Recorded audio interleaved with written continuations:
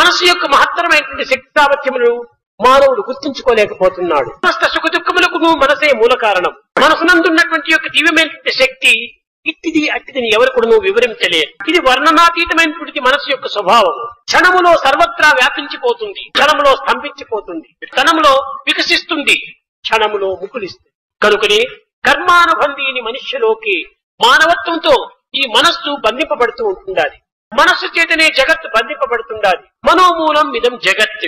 మంచి చెడ్డలకు మనసే మూల కారణం. మనం ఆహారం తీసుకుంటున్నామనుకోండి, ఈ ఆహారం జీర్ణింపబడి దేహానికి పుష్టిని సంతృష్టిని అందిస్తున్నదని మనం భావిస్తున్నాము. కానీ ఆహారం కాదు మనకు పుష్టిని సంతృష్టిని అందించినది మనసే.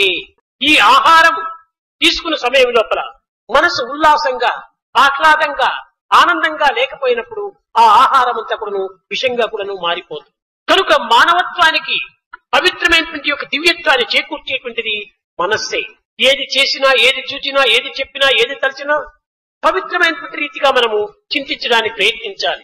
కనుక మానవత్వములో మనస్సంకల్పం లేక ఏ కార్యమునకు మనం ముందంజ వేయలేము. ఈ మానసిక సంకల్పం యొక్క ప్రభావమే మానవ జీవిత సుఖ సంతోషములకు మూల కారణం.